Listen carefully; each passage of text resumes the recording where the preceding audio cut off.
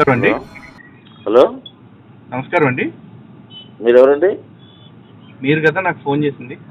మీ పేరు చెప్పండి. చెప్పనండి. చెప్పనండి. మీరు ఎవరు అనుకుంటే ఫోన్ చేశారు? నేనండి. మీరు లలిత కుమార్ రెడ్డి? అవునండి. మరి మీరు బైబిల్ గురించి ఎందుకంటే ఎట్లా మాట్లాడుతున్నారు? ఎట్లా మాట్లాడానండి? మీరు యేసుక్రీస్తు పక్కన వాడు ఏదో మాట్లాడుతున్నాడు, దాని గురించి ప్రత్యేక ఇంట్లోకి పాము వస్తే ఏదో అన్నట్టు మాట్లాడుతున్నారు. అర్థం కాలేదండి. పరిశుద్ధాత్మ ఇంట్లోకి పాము వస్తేనా? ఇప్పుడే కదా మీరు ఇప్పుడే సెల్ చూస్తున్నాను. నేను ఏం చెప్పానో మీరు కరెక్ట్గా చెప్పండి. పరిశుద్ధాత్మ ఇంట్లోకి పాము వస్తాం ఏంటి? ఇప్పుడు మీరు అన్నారు కదా అదే మాట. ఇప్పుడు పక్కన వాడు అంటున్నాడు కదా ఒక మాట. హలో, ఏమన్నారు? నాకు అర్థం కాలేదు. పరిశుద్ధాత్మ ఇంట్లోకి పాము వస్తాం ఏంటండి దరిద్రంగా? పరిశుద్ధాత్మ ఇంట్లో కాదు, ప్రతి ఒక్క ఇంట్లోకి పాము వస్తే కాదు. కరెక్ట్గా చెప్పండి ఆ పదం ఏంటో.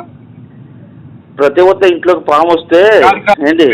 కరెక్ట్గా చెప్తే నేను సమాధానం చెప్తాను. మీరు ఏమన్నారు? అది మళ్ళీ నీ వినాల్సి వస్తుంది. నేనేమన్నానో పదం కరెక్ట్గా చెప్పండి అంటున్నా. అది ఇందాక మీరు ఏమన్నారు మీకు తెలీదా? నేను చెప్తానేనండి. పాము వస్తే దూలం పైన ఉన్నోడు దూకి చంపాడంట. చెప్పండి. దాన్ని యాస్టీస్గా రిపీట్ చేయండి ఇప్పుడు. సరే, ప్రతి ఒక్క ఇంట్లో పాము వస్తే దూల మీద ఉన్నోడు దూకి చంపాడా?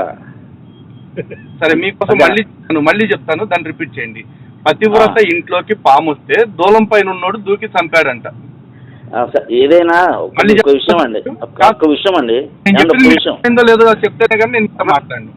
ఒక్క విషయం దయచేసి ఒక్క విషయం చెప్తే నేను మీతో మాట్లాడతా. మాట్లాడదు యాస్టీస్గా చెప్పండి. మీరు పక్కన చిన్న ఫోటోలు వాడు మాట్లాడుతున్నారు కదా. కాదు, నేను మీకు నేనేమన్నాను అది నాకు మీరు చెప్పండి. కాదండి, ఇప్పుడు వాడు పక్కన ఉండి ఏదో అంటే దాన్ని మీరు చిల్లిగా తీసుకుని హ్యాపీగా నవ్వుతూ ప్రతి ఒక్క ఇంట్లోకి పాము వస్తే దూల మీద ఉన్నోడు ఏదో దూకి చంపాడు ఏదో అంటున్నారు కదా. అది ఏమండి, సహజంగా ఒక మనిషిని నాకు దాహం అవుతుందో లేక ఆకలి అవుతుందో, లేకుంటే నేను ఎండను కూడా వచ్చానో నాకు అంత నీళ్ళు ఇవ్వండి, లేకపోతే అంత అన్నం పెట్టండి, లేకపోతే నన్ను కొంచెం పరామర్శించనంటే మానవత్వంగా మనుషులు మనం పరామర్శిస్తాం కదా. అవునా కదా? మీ తెలుగు అంతా కొత్త ఉందండి. అది కాదండి, ఇప్పుడు మానవుడును ప్రేమిస్తే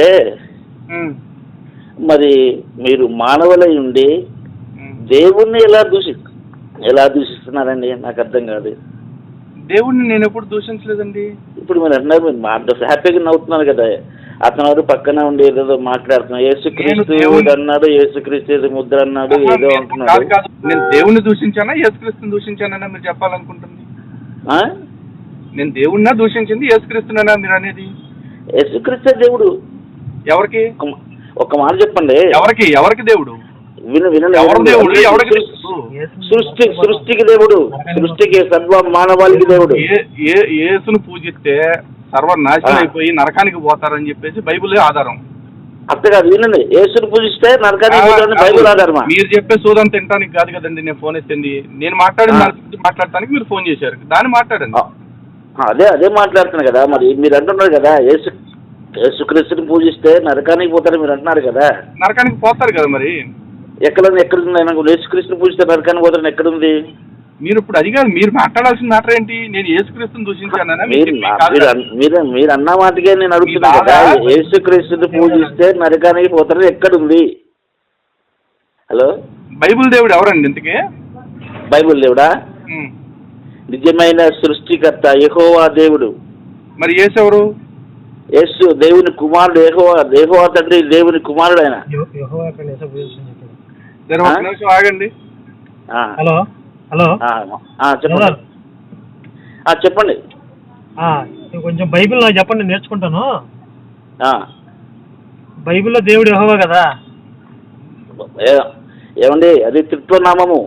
ఏంటది? అది త్రిత్వనామము. మూడు నామాలు కలిసిన త్రిత్వనామం అది. ఇది బైబిల్. త్రిత్వం అనే పదం బైబిల్ ఎక్కడ ఉందో చెప్పండి నాకు. ఏమండి ఒక విషయం బైబిల్ చెప్తారా? ఇదిగో ఇప్పుడు మీరు ఏమన్నారు, యేసును పూజించి నరకానికి పోతారు అని బైబిల్ ఎక్కడ ఉంది అన్నారు. ఎక్కడ ఉంది? బైబిల్లో ఎక్కడ ఉంది? త్రిత్వం అనే పదం బైబిల్ ఎక్కడ ఉంది? ఇది చెప్పకపోతే నరకానికి పోతారు ఖచ్చితంగా. బైబిల్ మీద దుష్ప్రచారం చేస్తుంది, మీ మీద కేసేస్తాను నేను. ఆయన చెప్పినా పోతాడు నరకానికి. ఒక్క నిమిషం, నువ్వు నా మీద కేసేస్తావు కానీ. నువ్వు కాడికి ఎందుకు వచ్చింది బండి? హలో హలో చెప్పు. అరే అట్లా కాదు, అక్రమంగా మాట్లాడకు, అక్రమంగా మాట్లాడకు, అక్రమంగా మాట్లాడకు. పీసే మమ్మల్ని ఏం చేయలేదు, నువ్వేం చేస్తావురా? అది లొట్ట పీస్ పీసే మమ్మల్ని ఏం చేయలేదు, నువ్వేం చేస్తావు చెప్పు. ఎవరు? పీసు కూడా మమ్మల్ని ఏం చేయలేదు, నువ్వేం చేస్తావు? పీసుగాడే మమ్మల్ని పీకలేకపోతున్నావు, లొట్ట పీసుగాడు నువ్వేం పీకుతావు అంటున్నారు. లొట్ట పీసుగాడు కాదు, ఇంకొకటి కాదు, ఇంకొకటి కాదు. ఒక విషయం ఏంటంటే, అరే నీకు నువ్వు బైబుల్ మొత్తం కానీ పతివ్రత పరమాణం వండితే తెల్లారేదాకా చల్లారలేదంట. దీన్ని కరెక్ట్ గా చెప్పు. పతివ్రత పరమాణం వండితే తెల్లారేదాకా చల్లారలేదంట. ఇవన్నీ పిట్టకథలు వద్దులే కానీ బైబిల్ గురించి ధర్మంగా ఎందుకు మాట్లాడుతున్నాను నాకు అర్థం కాదులే. యాజ్ ఇట్ ఈస్ గా నేను అన్న మాట నువ్వు రిపీట్ చేయి. నువ్వు ఎంత చూపు చెప్పేది ఒక్క విషయం చెప్పింది. సరే ఏంద్ర పెట్టేది, నువ్వు నాకు ఫోన్ చేసినారు ఎదవా. చెప్పరా, పతివ్రత పరమాణం వండితే తెల్లారేదాకా చల్లారలేదని చెప్పు. మనకేదో ఉపదేశం చేద్దాం ఎరా పెట్టేసాడండి. ఎరా మంది తాగేసినట్టున్నా, అట్టాగే నిద్రపోతున్నట్టున్నాడు, గురక ఉండు.